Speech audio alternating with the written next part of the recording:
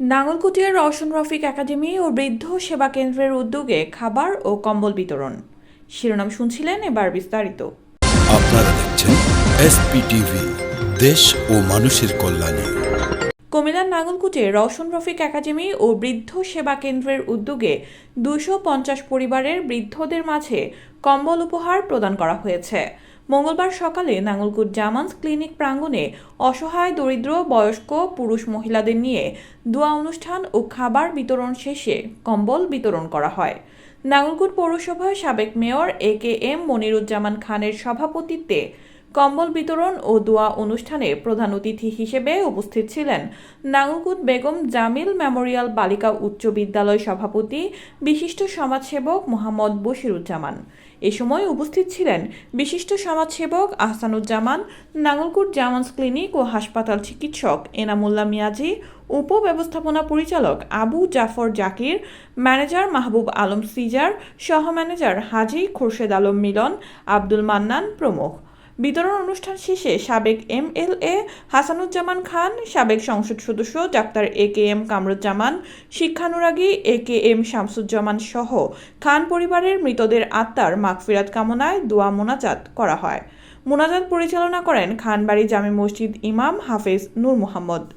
আজকে আমরা যে অনুষ্ঠানটা আয়োজন করেছি, এটা নিয়মিতই আমরা প্রত্যেক বছর করে থাকি। আজকে একটু দেরিতে হয়ে গেছে বিশেষ কারণবশত।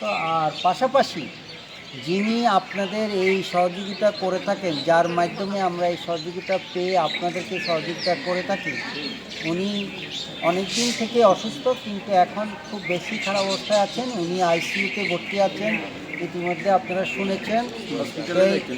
হসপিটালে যেতে হয়েছে, আজকে অনেক দিন আছে এবং হসপিটালে যাওয়ার পর ICUতে আছে। আমরা চাই আল্লাহ যেন ওনাকে আবার সুন্দরভাবে ফিরে আনেন এবং উনি যেন সুস্থ হয়ে আবার আমাদের মাঝেও এখানে ফিরে আসতে পারেন। যেটা কামরুজ্জামান স্যার অনেক দিন, দীর্ঘ প্রায় 1-1.5-2 বছরের মতো অসুস্থ ছিলেন, কিন্তু উনিও আমাদের মাঝে ফিরে এসে সুস্থতা অর্জন করেছিলেন।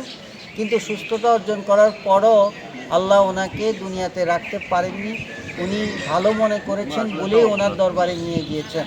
তদ্রূপ আমরা রফিকুজ্জামান সাহেবের ব্যাপারেও আমরা চাই উনি সুস্থতা অর্জন করে ইনশাল্লাহ আমাদের মাঝে আসবেন, এবং উনি যত বেশি সুস্থ থাকবেন আপনাদের সহযোগিতাও ইনশাল্লাহ তত বেশি থাকবে।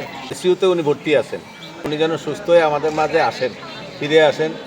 কারণ কামরুজ্জামান সাহেবকে হারাইছি বেশি দিন হয় না, এখন যদি আবার আরেকজনকে হারাই তাহলে তো দুর্ভাগ্যের ব্যাপার। একে একে আমাদেরকেও চলে যেতে হবে। তবে আল্লাহ যেদিন নির্ধারণ করে রেখেছেন দুনিয়া থেকে চলে যাইতে হবে, সেই দিনে চলে যাইতে হবে। তারপরও দোয়া করা উচিত।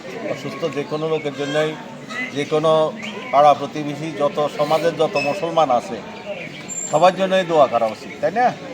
তারপরে উনি যেহেতু এটা আপনাদের সাথে জড়িত আছে, সেই জন্য ওনার জন্য স্পেশাল একটু বলতে হয়, একটু চাইতে হয়। তো সবাই দোয়া করবেন যাতে উনি সুস্থ হয়ে আমাদের মাঝে আবার যেন স্বাভাবিকভাবে ফিরে আসে।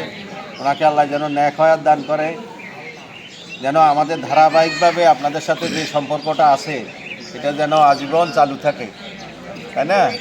যেন ওনার মৃত্যুর পরও তো এটাকে চালু রাখতে হবে, এটার জন্য দোয়া করবেন।